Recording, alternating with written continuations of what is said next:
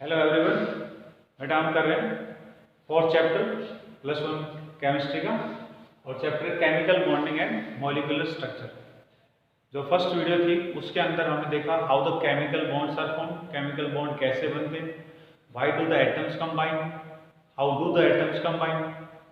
तो उसमें हमने फर्स्ट तरीका किया था एटम्स के जुड़ने का, that was by transfer of electrons. जो एटम्स के बीच में बॉन्ड बनता है उसके हमने दो मेथड किए थे। फर्स्ट जो मेथड था that was by transfer of electron और सेकंड मेथड है by formation of covalent bond और that is by sharing of electrons. तो कल जो हमने किया था आयनिक बॉन्ड का, आयनिक बॉन्ड फॉर्मेशन हमने कर लिया। आज हम कुछ important characteristics related to formation of ionic bond उनको हम करेंगे। तो आज हम करने वाले हैं factors affecting ionic bond formation. So let's start. Factors affecting ionic bond formation. जो आयनिक बॉन्ड बन रहा था आयनों के बीच में बन रहा था, for example A positive ion और ये बी नेगेटिव आयन। ए पॉजिटिव आयन कैसे बना था? By loss of electrons. ये ए एटम कोई इलेक्ट्रॉन लूज करता है। और बी नेगेटिव आयन का बना जब बी एटम कोई इलेक्ट्रॉन गेन करता है। ये हो गया कैटायन और ये हो गया एनएन। इनके बीच में अपोजिट चार्जेस के कारण से अट्रैक्शन होगी और इस अट्रैक्शन का नाम था आयनिक बॉन्ड या इलेक्ट्रोस्टैटिक बॉन्ड या इलेक्ट्रोवैलेंट बॉन्ड भी बोलते हैं इसको। तो ये हो गया ए और B and this is ionic bond, यही है आयनिक बॉन्ड। तो ये जो आयनिक बॉन्ड बन रहा है between positive ion and negative ion, इस आयनिक बॉन्ड फॉर्मेशन को इन्फ्लुएंस करने वाले कौन कौन से फैक्टर्स हैं, वो कौन कौन से कारण हैं जो आयनिक बॉन्ड फॉर्मेशन को प्रभावित करते हैं, आज हम उनके बारे में बात करेंगे। There are three main reasons, तीन मेन रीजंस हैं जो आयनिक बॉन्ड फॉर्मेशन को प्रभावित करते हैं। सबसे पहला जो फैक्टर है that is ionisation enthalpy. Ionisation enthalpy, short में हम इसको आईई भी बोलते हैं। What is ionisation enthalpy? Ionisation enthalpy क्या होती है? तो इसमें आने वाले वर्ड को देखिए अब, आयन। और आयन कैसा है यहाँ आयोनाइजेशन एंथैल्पी में? आयन कैसा? कैटायन जिसको हम बोलते हैं। यानी कि इसका मतलब क्या हो गया कि कैटायन के बनते वक्त एंथैल्पी का मतलब होता है एनर्जी। एनर्जी और एंथैल्पी वर्ड में डिफरेंस होता है। जो एनर्जी है वो हीट का ऐसा फॉर्म होता है विच इज अनकंट्रोल्ड। जैसे कहीं आग लगती है तो जो उससे हीट रिलीज हो रही है वो एनर्जी है, क्योंकि वो अनकंट्रोल्ड है, उसे हम कंट्रोल में नहीं कर सकते। लेकिन जब हम साइंस में एक्सपेरिमेंट करते हैं तो वहां हम कंट्रोल फॉर्म में एनर्जी को देते हैं, कैलकुलेटेड अमाउंट के अंदर एनर्जी को देते हैं, तब इस एनर्जी का नाम बन जाता है एंथैल्पी। तो enthalpy is similar to that of energy. जहां हम एनर्जी वर्ड यूज करते हैं वहां हम एंथैल्पी वर्ड यूज करते हैं विद लिटिल डिफरेंस। तो आयन के बनते वक्त जो एनर्जी में चेंज आता है, एनर्जी चेंज का मतलब एनर्जी रिलीज भी हो सकती है और एनर्जी उसको देनी पड़ सकती है। उन बातों को हम समझेंगे। एनर्जी देनी पड़ेगी किसी केस में या उसमें से एनर्जी रिलीज होगी। तो अमाउंट ऑफ एनर्जी रिलीज और absorbed when a cation is formed is known as ionisation enthalpy. इसके अलावा और डेफिनेशन भी हम बना सकते हैं, वो है द अमाउंट ऑफ एनर्जी। और अमाउंट ऑफ एनर्जी से पहले मिनिमम वर्ड और जोड़ते हैं तो ये डेफिनेशन बिल्कुल एग्जैक्ट बन जाती है। The minimum amount of energy required to expel an electron from an atom. एक एटम से एक इलेक्ट्रॉन को निकालने के लिए जो कम से कम एनर्जी दी जाती है उस एनर्जी को हम आयोनाइजेशन एंथैल्पी बोलते हैं। अब हम इस बात को समझने की कोशिश करते हैं कि हमें एनर्जी इलेक्ट्रॉन निकालने के लिए क्यों देनी पड़ेगी। So for that let us consider एक न्यूट्रल एटम। ये न्यूट्रल एटम का न्यूक्लियस हो गया। न्यूक्लियस में प्रोटॉन्स होते हैं और प्रोटॉन्स कैरी पॉजिटिव चार्ज का, न्यूक्लियस हो गया पॉजिटिव चार्ज का। ये मान लेते हैं किसी एटम का last shell, this is the last shell and it contains one electron. इसके पास ये एक इलेक्ट्रॉन, यहाँ न्यूक्लियस है पॉजिटिव चार्ज का और इलेक्ट्रॉन है नेगेटिव चार्ज का। तो इनमें क्या होगा? They will have opposite charge attraction, means opposite charges attract each other. ये वाली बात के अनुसार ये इलेक्ट्रॉन जो है वो न्यूक्लियस के द्वारा अंदर की तरफ लगातार अट्रैक्टेड होता है। Means this nucleus is always under the force of attraction bye the nucleus, it is always attracted inside. अब हमारा काम किसका चल रहा था? Ionisation enthalpy. और आयोनाइजेशन एंथैल्पी में क्या बताया कि किसी एटम से मिनिमम एक इलेक्ट्रॉन को निकालने के लिए जो एनर्जी दी जाएगी। तो अब देखो जो इलेक्ट्रॉन जिसे हमें रिलीज कराना है वो क्या हो रहा है? वो न्यूक्लियस के अट्रैक्शन में, मतलब न्यूक्लियस उसको पकड़ रखा है। तो इस इलेक्ट्रॉन को निकालने के लिए फिर क्या करना पड़ेगा? हमारे को बाहर से एनर्जी देनी पड़ेगी ताकि इनके बीच में जो अट्रैक्शन है ये अट्रैक्शन टूट जाए। तो इस अट्रैक्शन को तोड़ने के लिए हम बाहर से क्या करें? एनर्जी दे दें इन द फॉर्म ऑफ हीट। ये हीट दी हमने और ये हीट क्या करेगी? इनकी फोर्स ऑफ अट्रैक्शन को तोड़ेगी और फोर्स ऑफ अट्रैक्शन के टूटते ये क्या हो जाएगा? Electron will be released, electron निकल जाएगा। तो जो एनर्जी दी है हमने, इस एनर्जी की वैल्यू का नाम क्या है? Ionisation enthalpy. अब जो वर्ड हम यूज कर रहे थे इसके अंदर मिनिमम, अब उसके ऊपर आ जाता है। मिनिमम वर्ड यूज क्यों किया? मिनिमम का मतलब यहाँ जो इलेक्ट्रॉन है, no suppose this electron is under the force of attraction of nucleus with the force of 745 kilojoule per mole. तो 745 किलोजूल फोर्स से क्या हो रहा है? ये इलेक्ट्रॉन अंदर की तरफ में अट्रैक्टेड है। तो हमारे को अगर इस इलेक्ट्रॉन को निकालना है यहाँ से तो क्या करना पड़ेगा?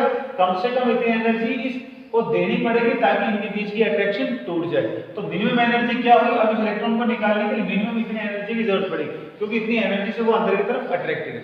तो ये जो एनर्जी हमें कम से कम देनी, जिससे ज्यादा अगर हम देंगे तो इलेक्ट्रॉन तो निकलना ही है, लेकिन कम से कम ये एनर्जी होगी इसके, इसलिए हमने वर्ड यूज किया इसके अंदर minimum. So once again, minimum amount of energy definition करें, minimum amount of energy required to remove or to expel one electron from an atom is known as ionization enthalpy। अब हम बात करते हैं कि ionization enthalpy को, ionization enthalpy अभी तक हम जो बात कर रहे हैं वो किसके बारे में बात कर रहे हैं? We are discussing about the factors affecting ionic bond formation। ionic bond formation के factors के बारे में हम बात कर रहे हैं, लेकिन अब हम क्या करें? Factors affecting ionisation enthalpy. Ionisation enthalpy को इन्फ्लुएंस करने वाले कौन-कौन से पॉइंट हो सकते हैं? तो उसमें पहला पॉइंट आता है size of atom. Size of atom, जो एटम जिसमें से इलेक्ट्रॉन को रिलीज करना है उसकी साइज बहुत ज्यादा मैटर करती है। फॉर एग्जांपल हम बात करें सोडियम को ले लेंगे, ये हो गया सोडियम। सोडियम का एटॉमिक नंबर है 11। एक एग्जांपल हम ले लेते हैं इसके अंदर, फॉर एग्जांपल मैग्नीशियम, ये हो गया मैग्नीशियम।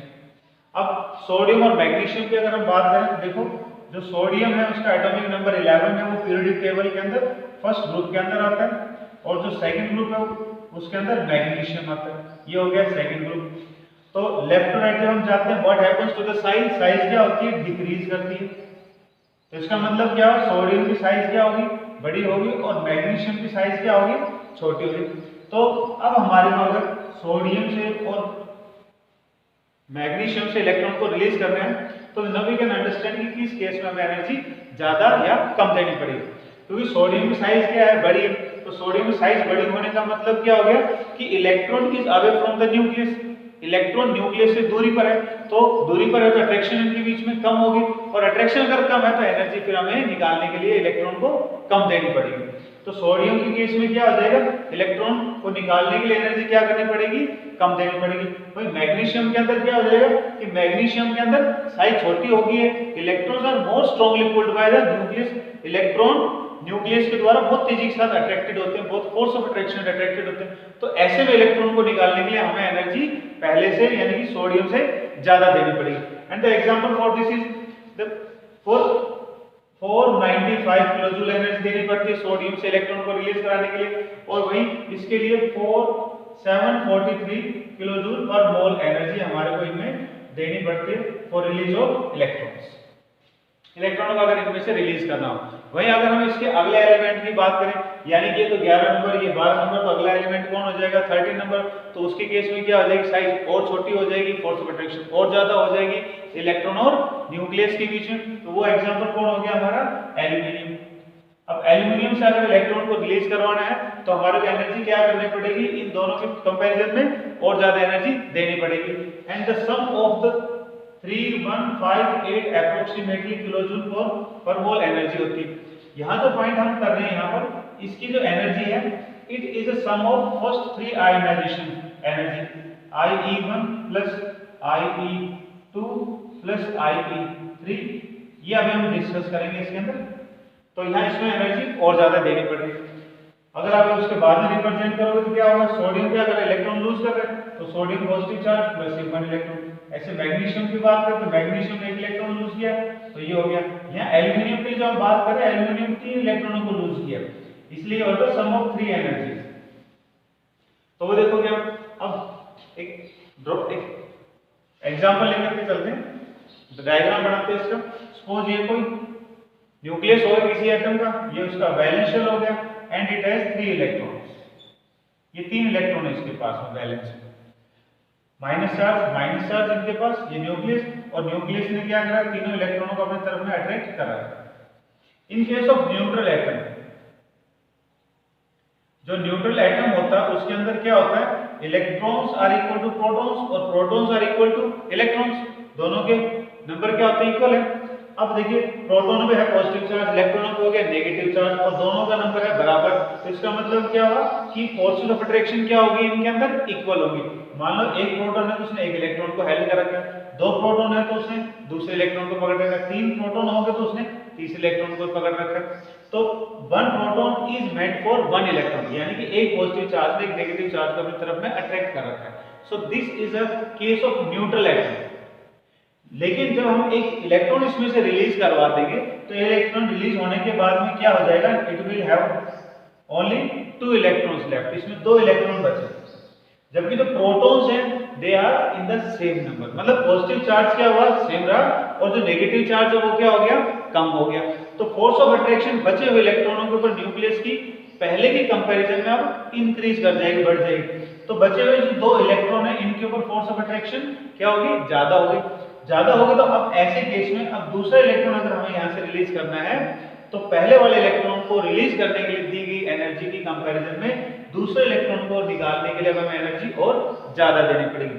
तो पहले इलेक्ट्रॉन को निकालने के लिए जो एनर्जी दी उसका नाम हो गया फर्स्ट आयोनाइजेशन एंथैल्पी या फर्स्ट आयोनाइजेशन एनर्जी।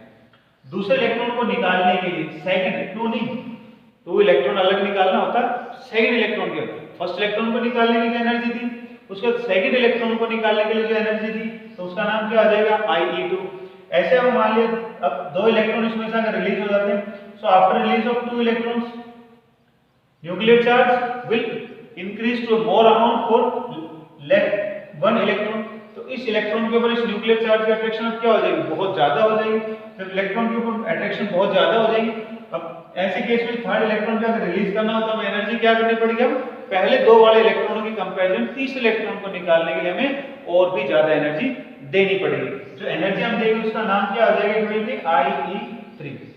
तो ये हो गया first ionization enthalpy, second ionisation enthalpy, third ionization enthalpy. किसी और एटम की अगर हम बात करेंगे तो वो वेरिएशन हो सकती है उसके अंदर। तो एल्युमिनियम के केस पर आ जाते हैं। एल्युमिनियम से 3 इलेक्ट्रॉन निकालने के लिए 1, 2, 3, ये तीनों इलेक्ट्रॉनों को निकालने के लिए जो एनर्जीज का सम होता है दैट इज 3158 3158 किलोजूल पर मोल की एनर्जी होती है। So that is this sum of this energy. तो एल्युमिनियम के अंदर अगर आप देखो तो एल्युमिनियम से इलेक्ट्रॉन निकालने के लिए हमें एनर्जी और भी ज्यादा देनी पड़ रही है, बिकॉज एल्युमिनियम की साइज क्या होती जा रही और छोटी होती, चार्ज बहुत ज्यादा हो गया था उसके अंदर। So that is the case of size of atom, कि किस प्रकार से एटम की साइज आयोनाइजेशन एंथैल्पी को इन्फ्लुएंस करती है। Now, for in that category we have electron, second factor affecting ionic bond formation, ionic bond formation को influence करने वाला second factor है electron gain enthalpy। Second factor electron gain enthalpy।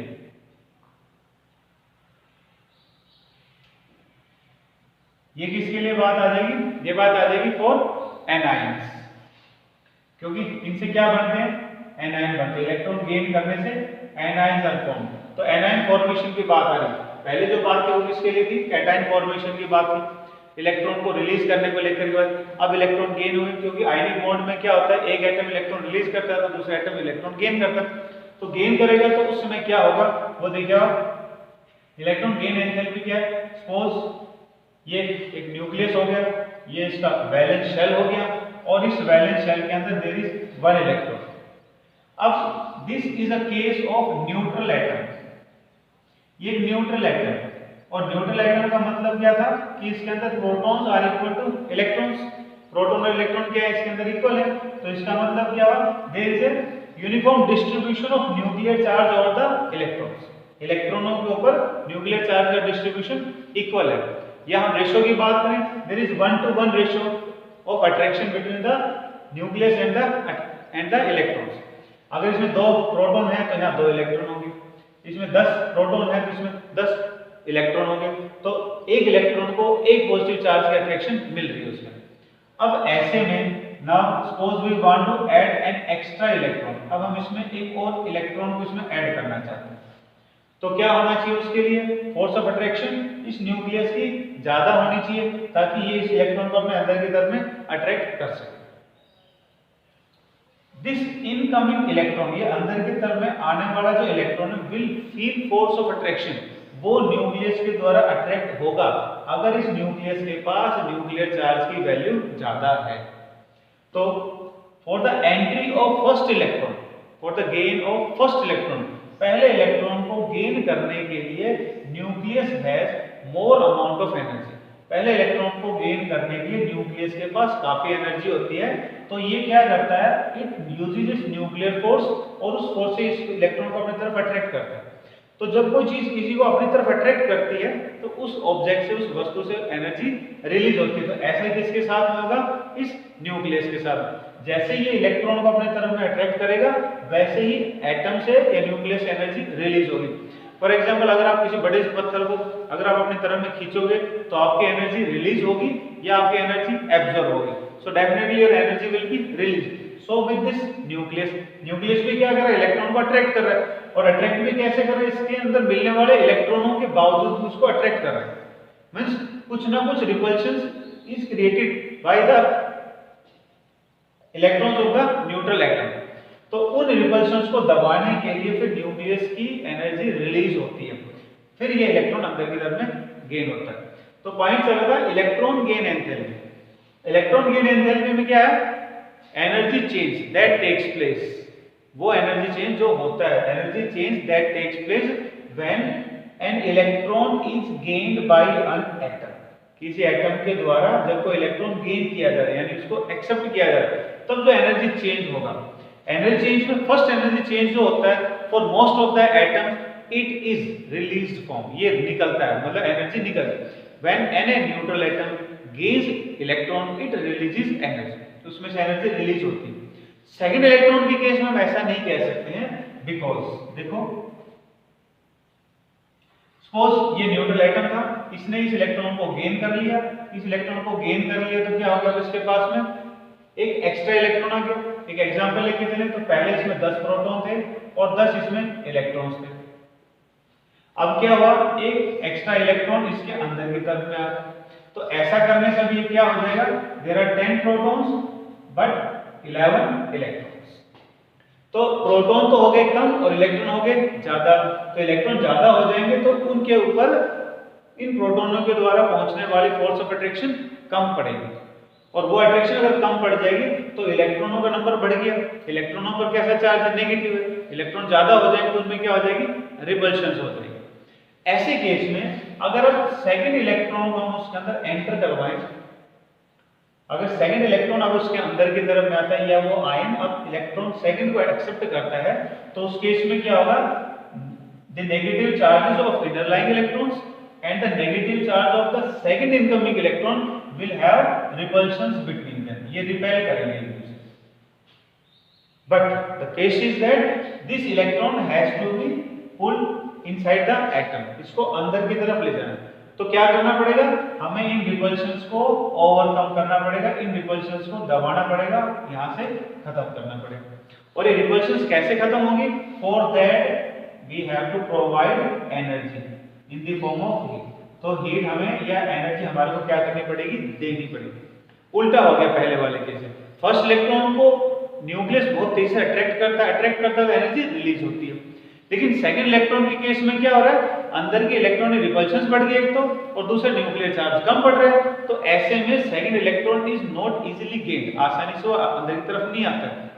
तो repulsion जो नहीं आने देती उनको दबाने के लिए फिर हमें एनर्जी क्या करनी पड़ रही है, देनी पड़ रही है।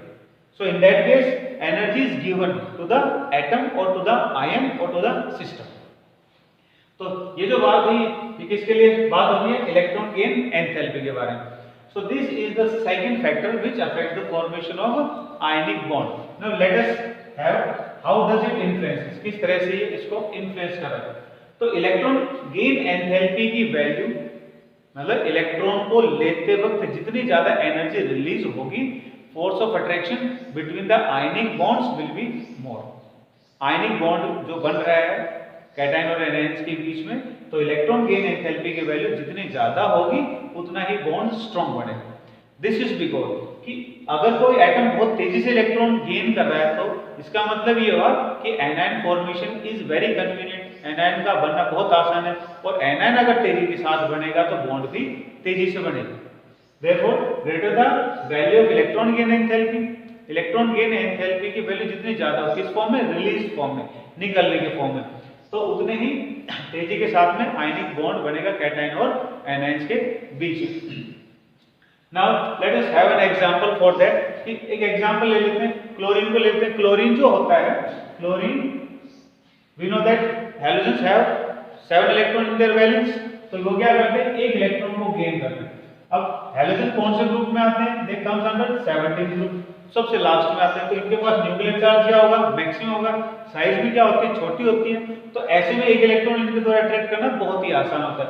They readily they forcefully attract the one electron. एक तो ऑक्टेट कंप्लीट करना है, साइज भी छोटी है, चार्ज भी बहुत ज्यादा है इनके पास में, तो बहुत तेजी से इलेक्ट्रॉन को अट्रैक्ट करते हैं। So in case of electron gained by chlorine the value is 348 kilojoule, 348 kilojoules per amount of EA. EA means electron gain enthalpy. This is electron gain enthalpy पर फर्स्ट इलेक्ट्रॉन के लिए, second के लिए क्या हो जाएगा, EA2 हो जाएगा, ऐसे थर्ड हो तो उसके लिए EA3 हो जाएगा। Just like that of types of ionisation enthalpy. तो ये तो बात हुई किसको लेकर के, क्लोरीन को लेकर के। अब हम बात करते हैं ऑक्सीजन की। तो ऑक्सीजन जो होता है, ऑक्सीजन है 6 electrons in the valence. Oxygen की वैलेंस में कितने इलेक्ट्रॉन है, 6 इलेक्ट्रॉन्स है। तो ऑक्टेट पूरा करने के लिए कितने इलेक्ट्रॉन चाहिए इसको, 2 इलेक्ट्रॉन्स। तो फर्स्ट इलेक्ट्रॉन जब ऑक्सीजन गेन करेगा, फर्स्ट इलेक्ट्रॉन जब ऑक्सीजन गेन करेगा, तो ऐसे केस में इलेक्ट्रॉन बहुत तेजी के साथ ऑक्सीजन से अट्रैक्ट होता है और energy is release, that is 148 kilojoule per mole energy is release. तो क्या बन जाएगा, O-1, एक इलेक्ट्रॉन गेन कर। अब बात वही होगी, एक इलेक्ट्रॉन आने के बाद में अंदर की तरफ में इलेक्ट्रॉन क्या हो गए, ज्यादा हो गए। तो अब सेकंड इलेक्ट्रॉन जब आएगा तो क्या होगा, it will feel repulsion, reasons are the same. तो क्या हो जाएगा, ये हो गया -1 और ये हो गया सेकंड इलेक्ट्रॉन। फर्स्ट इलेक्ट्रॉन हम इसको दे चुके हैं, अब इसको सेकंड इलेक्ट्रॉन इसमें दे रहे हैं। तो इस वक्त जो एनर्जी होगी दैट विल बी -693, -693। ये क्या है, इलेक्ट्रॉन गेन एंथैल्पी EA। ये क्या है, ये भी E है। ये कौन सी E है, दिस इज फर्स्ट EA, और ये क्या हो गया, सेकंड EA। तो देखो फर्स्ट EA इसकी कैसी है, energy is release positive form, लेकिन सेकंड EA में क्या हो रहा है, एनर्जी देनी पड़ती है। पहले केस में इलेक्ट्रॉन एनर्जी, इलेक्ट्रॉन जब गेन हो रहा है एनर्जी निकल रही है। सेकंड केस में electron is not easily gain, electron आसानी से अट्रैक्ट नहीं हो रहा, तो एनर्जी क्या करनी पड़ रही है, फिर हमारे को देनी पड़ रही ताकि रिपल्शन दब जाए। इसलिए साइन क्या हो गया, देखो उल्टा हो गया इसका। जब एनर्जी रिलीज हो रही है तो प्लस है, लेकिन अब जब एनर्जी देनी पड़ रही है तो क्या हो रहा है, माइनस हो गया, 693 किलोजूल ऑफ एनर्जी। अगर हम इन दोनों का सम कर दें तो आपको टोटल एनर्जी चेंज आ जाएगा, EA1 plus EA2 and the point will be -551। This is total, ये टोटल हो जाएगा, total electron gain enthalpy for oxygen. तो ये सेकंड पॉइंट हमारा इलेक्ट्रॉन गेन एंथैल्पी को लेकर के। अब हम बात करेंगे थर्ड पॉइंट। तो इन नटशेल एक बार अगर हम रिवाइज कर लें तो आयनाइजेशन एंथैल्पी में greater is the value of ionisation enthalpy, lesser will be the formation of cation.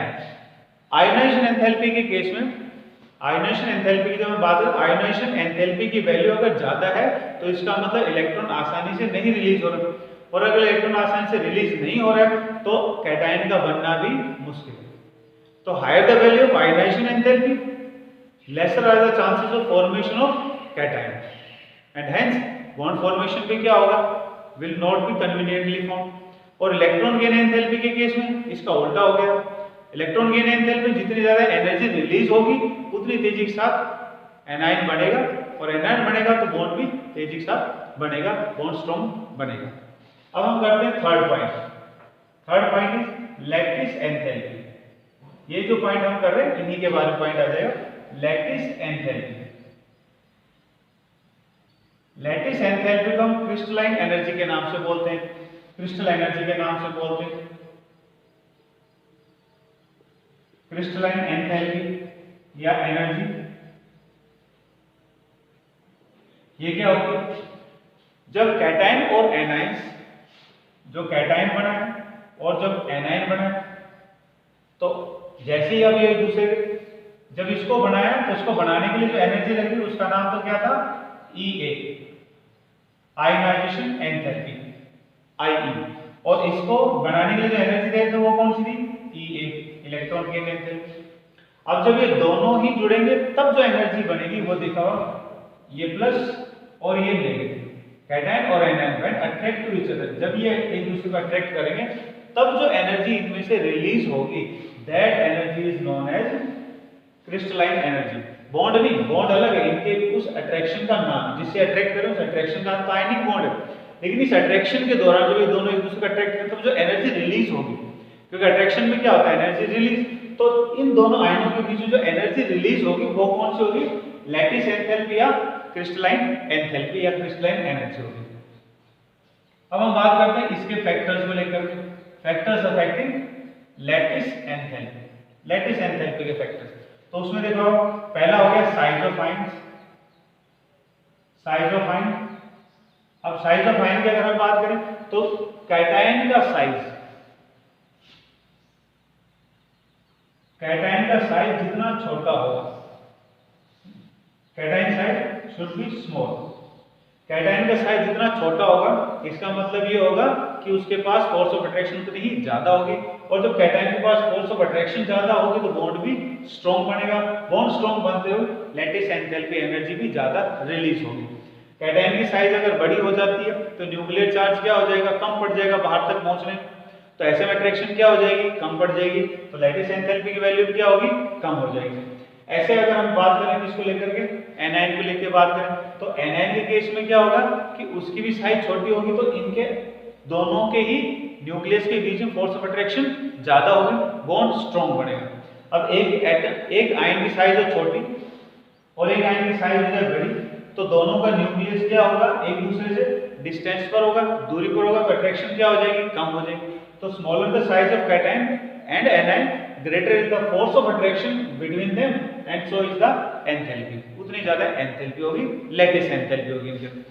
तो ये तो हो गया हमारे पॉइंट हो गया साइज को लेकर के। और साइज की एक एग्जांपल को अगर हम बात करें, लाइक NaCl की बात करें और NaBr को लेकर के बात करें, तो सोडियम इनके अंदर क्या हो गया, कॉमन, मतलब पॉजिटिव चार्ज का साइज तो क्या होगा दोनों में कॉमन, लेकिन क्लोरीन और ब्रोमीन की अगर हम बात करें तो क्लोरीन की साइज क्या होती है, छोटी होती है, ब्रोमीन की साइज क्या होती है, डाउन द ग्रुप आने पर साइज बड़ी हो जाती है।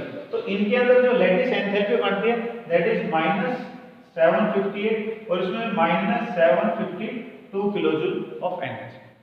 मतलब इनमें अट्रैक्शन क्या होगी, sodium positive chlorine negative attraction क्या है, ज्यादा है क्योंकि साइज छोटी है दोनों की। इसमें क्या है, एक की साइज छोटी है लेकिन एक की साइज क्या होगी, बड़ी होगी, तो उसमें अट्रैक्शन क्या हो गया, कम हो गई, इसलिए एनर्जी कम रिलीज हो रही है इनके अंदर। So that is the point of size of ions. किस पॉइंट को लेकर चल रही है, थर्ड पॉइंट का first factor, third point lattice enthalpy उसका first factor. Next is charge on ions, charge on ions. इसमें तो सीधा समझ, greater is the value of charge, charge जितना ज्यादा होगा उतनी ज्यादा उनके बीच में अट्रैक्शन होगी, अट्रैक्शन स्ट्रॉन्ग होगी तो एंथैल्पी की वैल्यू भी क्या होगी, ज्यादा होगी। For example we can say about NaCl, sodium chloride की बात करें तो इनके बीच में अट्रैक्शन से कितनी एनर्जी बनती है, -758 8 किलो जूल ऑफ एनर्जी। ऐसे हम मान लेते हैं for calcium chloride CaCl2।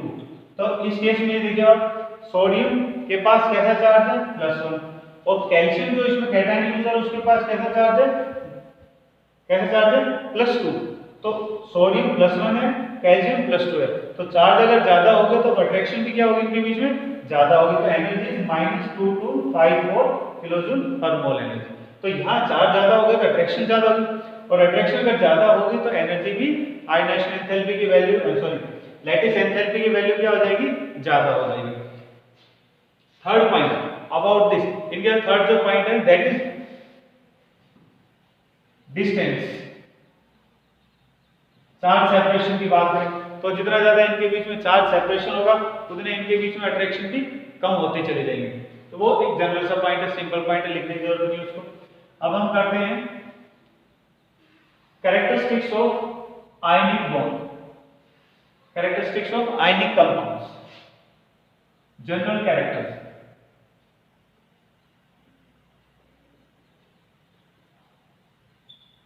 General characters of ionic bond. जो आयनिक बॉन्ड है उनके जनरल कैरेक्टर्स। अभी हमने आयनिक बॉन्ड फॉर्मेशन किया किस किस में, आज जैसे NaCl हो गया, जैसे NaBr हो गया, या जैसे CaCl2 हो गया, या जैसे AgNO3 हो गया। And they are ionic compounds क्योंकि इनमें क्या है आयन इन्वॉल्व होते हैं। ये हो दे आर आयन्स, तो दे आर आयनिक कंपाउंड। इन आयनिक कंपाउंड्स के क्या क्या कैरेक्टर्स हैं? To understand the characteristics of ionic compounds, ionic compounds के कैरेक्टर को समझने के लिए आपको कोई एक ऐसा एग्जांपल देखना है, एक ऐसा एग्जांपल याद रखना है जिसको आपने देखा हो और उसको महसूस किया हो, उसकी प्रॉपर्टीज को आप जानते हो। तो उस केस में कौन हमारी हेल्प करेगा? That is NaCl, sodium chloride. नमक है, घरों में होता है तो सब जानते हो। तो keep this point in your mind and now we will go through the properties of ionic compound. तो फर्स्ट पॉइंट है general physical state, physical state of ionic compounds. Physical state में आयनिक कंपाउंड्स कैसे होते हैं? Condition of NaCl is solid, so all ionic compounds are generally solid in physical state. Second point is crystalline form, crystalline form यानी कि किस रूप में होते हैं, इनका जो शेप है वो किस फॉर्म के अंदर होता है, इसकी शेप कैसे। तो ionic compounds have a perfectly crystalline structure, इनका एक परफेक्ट क्रिस्टलाइन स्ट्रक्चर होता है।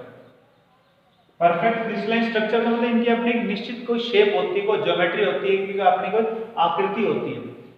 जैसे फॉर एग्जांपल हम बनाना चाहें, we can draw the crystalline form of NaCl, NaCl का क्रिस्टलाइन फॉर्म बना सकते हैं। फॉर दैट अब देखिए इसके अंदर आपको क्यूब बनाना है लाइक दिस, ये क्यूब हो गया, ये जो क्यूब बना है। अब इस क्यूब के अंदर जो फेस है, 6 फेस जो इसके अंदर है, हर फेस के बीच में आपको एक बिल्कुल बीचों बीच में से क्रॉस ड्रॉ करना है like this. We are making a rough, you can use scale for a perfect diagram. Like ये 2 फेस हो गया ऊपर की तरफ साइड में। अब हम पीछे वाले फेस के ऊपर क्रॉस बना रहे हैं लाइक दिस। जब आप क्रॉस स्केल की हेल्प से बनाओगे तो ऑल लाइंस विल मीट, सारी लाइनें आपस में मिलेंगी। 3 फेसेस पर हो गया, ये साइड में 4th फेस हो गया, इसके ऊपर एक क्रॉस बना दिया। अब बच गया सामने वाला फेस, तो ये फ्रंट फेस ले लिया हमने, इसमें क्रॉस बना दिया। अब बच गया नीचे वाला फेस और नीचे वाले फेस में क्रॉस बना दिया। जब आप सारे 6 फेसेस में क्रॉस बनाओगे तो आप देखोगे इसके अंदर बीच में 2 नए फेस बन गए, उनमें भी क्रॉस बना। लाइक देखो अब यहाँ पर ये जो है ये इसमें एक नया फेस बन गया, इस फेस के बीच में भी आप क्रॉस बनाओ लाइक दिस। अब इसमें एक फेस और बच रहा है बीच में से। It is difficult to observe through the video, आप खुद बनाओगे then you will be able to observe. Trick मैंने आपको बता दिया, but the points you have to keep in your mind. Cube बनाना है, क्यूब के 6 फेस हो गए, 6 फेसेस के बीच में बिल्कुल पैरेलल क्रॉस बनाना है, बिल्कुल बीचों बीच में से सारे ड्रॉ होंगे। तो आप देखोगे बीच में जब देखो तो 2 नए फेस और आ जाते हैं, उनके फेस में और क्रॉस बनाओगे तो एक क्रिस्टलाइन स्ट्रक्चर बन जाएगा NaCl।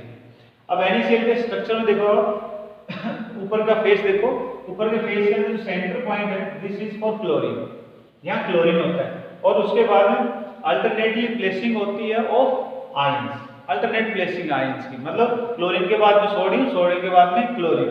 तो क्लोरीन को हमने दिखा दिया लाल सर्कल से और सोडियम को हम दिखा रहे हैं स्मॉल डॉट से, ये हो गया। अब ये है क्लोरीन, तो क्लोरीन के सामने मतलब जहां भी क्लोरीन उसके साथ में जो भी स्पेस आएगा वहां पर कौन होगा, सोडियम, लाइक दिस, ये सोडियम। और जहां सोडियम होगा उसके टच में क्या मिलेगा, क्लोरीन। तो यहाँ सोडियम है तो यहाँ क्या आ जाएगा, क्लोरीन। यहाँ सोडियम इस कॉर्नर पे क्या आ जाएगा, क्लोरीन। ऐसे यहाँ पर क्लोरीन, ऐसे यहाँ पर, ऐसे आप सब नहीं इसको बना। तो आप देख सकते हो कि NaCl यानी कि जो आयनिक कंपाउंड्स होते हैं they have perfect crystalline structure. वहां पर प्रॉपर स्पेसिंग है आयनों के बीच में, एक परफेक्ट पोजीशन होती है आयंस के अंदर। ऐसा नहीं है कि कोई रैंडमली कोई कहीं पे सोडियम आ गया, सोडियम बाद में फिर सोडियम आ जाए, या एक पॉजिटिव आयन है उसके बाद में पॉजिटिव आयन आया, या फिर नेगेटिव आ गया तो negative. They have proper spacing between the ions, so that is crystalline form. So they have perfect crystalline forms. ये हो गए दो पॉइंट्स ऑफ किनके, ionic compounds. Third point about ionic compound is they have, third point is melting point, melting point and boiling point. Ionic compounds have high melting and boiling point. High melting and boiling point because there is maximum force of attraction between ions. जो A positive ion है और जो B negative ion है, इनके बीच में जो force of attraction है, ये फोर्स ऑफ अट्रैक्शन सबसे स्ट्रॉन्ग, केमिकल बॉन्ड में सबसे स्ट्रॉन्ग फोर्स ऑफ अट्रैक्शन होती है आयनिक बॉन्ड्स की। तो आयनिक बॉन्ड्स के बीच, आयनों के बीच में जो बॉन्ड है वो कैसा है, बहुत स्ट्रॉन्ग है। तो सीधी सी बात है, ऐसे केस में अगर हमें इनको मेल्ट करना हो या इनको बॉईल करना हो तो हमें एनर्जी क्या करनी पड़ेगी, बहुत ज्यादा प्रोवाइड करनी पड़ेगी। Therefore they have high melting and boiling point. Fourth point is about solubility. Solubility is with a general term like dissolves like. Solubility की कॉमन सी बात होती है, लाइक डिसॉल्व्स लाइक। हिंदी में अगर हम बोलना चाहें तो इसका मतलब जो जैसा है वो वैसे मिक्स हो जाता है। यानी कि हम जिनके बारे में पढ़ रहे हैं वो क्या है, आयनिक कंपाउंड। तो आयनिक कंपाउंड जो आप आयनिक किसी कंपाउंड में डालोगे या पोलर कंपाउंड में डालोगे तो they will easily dissolve in that. For example हम बात करें वाटर को लेकर, तो वाटर जो होता है फॉर्मूला हो गया H2, लेकिन अगर हम इसकी बॉन्डिंग को देखें तो ये बन जाएगा HOH लाइक दिस। तो ऑक्सीजन पे पॉजिटिव चार्ज होता है, ऑक्सीजन पे नेगेटिव चार्ज होता है, हाइड्रोजन पे पॉजिटिव चार्ज होता है, लाइक दिस। ये हो गया। अब इसके अंदर अगर आप किसी आयनिक कंपाउंड को इंट्रोड्यूस करो या आयनिक कंपाउंड को इसके अंदर डालोगे तो क्या होगा, आयनिक कंपाउंड क्या करेगा, वाटर जब आप डालोगे तो क्या होगा, आयोनाइज करेगा, टूटेगा, और उन आयनों को वाटर के अपोजिट चार्ज पार्टिकल अट्रैक्ट करेंगे। सोडियम आयन को अट्रैक्ट कर लेगा पानी का ऑक्सीजन, और क्लोरीन को, क्लोराइड आयन को पानी का अट्रैक्ट करेगा हाइड्रोजन। तो वाटर मॉलिक्यूल्स कैसे हैं, पोलर, यानी कि charge, they are polar molecule. और ये भी कैसे हैं, they are also polar molecule, क्योंकि इनके भी चार्ज है। तो चार्ज वाली चीजें, जो चार्ज वाली चीजों में मिलाएंगे there is opposite electrostatic force of attraction, opposite charge एक दूसरे को अट्रैक्ट करेंगे। इसलिए नमक को जब हम पानी में डालते हैं वो बहुत तेजी के साथ में मिक्स हो जाता है, बिकॉज वाटर मॉलिक्यूल के जो चार्ज पार्टिकल हैं वो आयनिक कंपाउंड्स के अपोजिट चार्ज को अपनी तरफ अट्रैक्ट करते हैं, इसलिए वो उसमें तेजी के साथ में मिक्स हो जाते हैं। आयनिक कंपाउंड्स को अगर आप नॉन आयनिक कंपाउंड में डाल दो, जैसे बेंजीन है, क्लोरोफॉर्म है, ईथर है, उनमें आप डालोगे तो दे विल नॉट डिसॉल्व, वो उसमें मिक्स नहीं होंगे, बिकॉज जो नॉन पोलर कंपाउंड है उनमें चार्ज नहीं होता, जो इनको हम डाल रहे हैं उनके अंदर वो आयनिक कंपाउंड है चार्ज वाले, तो there is no attraction between these two component, इनमें कोई अट्रैक्शन नहीं है, तो वो क्या करेंगे, नीचे की तरफ में प्रेसिपिटेट कर जाएंगे, NaCl है या आयनिक कंपाउंड नीचे प्रेसिपिटेट कर जाएंगे, मिक्स नहीं हो पाएंगे। ऐसे कोवलेंट जो कंपाउंड होते हैं, जैसे पेट्रोल है, पेट्रोल को आप किसी तेल में मिलाओगे किसी ऑयल में तो वो क्या करते हैं, मिक्स हो जाते, मोबिल हो, पेट्रोल वगैरह को देखा होगा आपने, बहुत तेजी से मिक्स होते हैं, क्योंकि दोनों कैसे हैं, नॉन पोलर कंपाउंड। तो पोलर पोलर में डिसॉल्व करता है, नॉन पोलर नॉन पोलर में डिसॉल्व करता है। So that was fourth point. अब हम फिफ्थ पॉइंट करते हैं कि जनरल कैरेक्टरिस्टिक्स का, that is the last point is about electrical conductivity. Electrical conductivity, electrical conductivity का मीनिंग होता है transfer of charges, charge transfer होने का काम। तो जो आयनिक कंपाउंड्स होते हैं when they are in solid state, जब ये सॉलिड स्टेट में होता है आयंस क्या होते हैं, जब compactly attached with each other, solid form के अंदर आयन एक दूसरे के साथ जुड़े हुए हैं। They are not free to conduct the charges, charge ले जाने के लिए फ्री नहीं है. So in solid state they will act as insulator, they are bad conductors, वो इंसुलेटर का काम है. लेकिन व्हेन डिसॉल्व्ड इन वाटर या when aqueous solution is made, जब उनका सॉल्यूशन बना देते हैं तो आयंस गेट सेपरेटेड, आयन टूट करके अलग हो जाते हैं. और जब आयन अलग हो जाएंगे now they are free to carry the charge. तो मींस कहने का यह हुआ कि इन एक्वस फॉर्म और इन मोल्टन फॉर्म और in solution form ionic compounds are good conductors, but in solid form they are bad conductors. And the last point is ionic reactions. Ionic reactions की वही बात है कि आयनिक कंपाउंड जो होते हैं वो आयनिक कंपाउंड्स के साथ बहुत तेजी से रिएक्शन करते हैं. For example NaCl reacts with AgNO3, sodium chloride react with silver nitrate. अब देखो करना है कि आपको अपोजिट चार्जेस को मिक्स कर दो, सोडियम क्लोरीन ये चार्ज हो गए इनके अंदर, तो इसको आप जोड़ दो इसके साथ में, इसको जोड़ दो इसके साथ में, तो कंपाउंड क्या बन जाएगा AgCl plus NaNO3. So they were all about the properties of ionic compounds.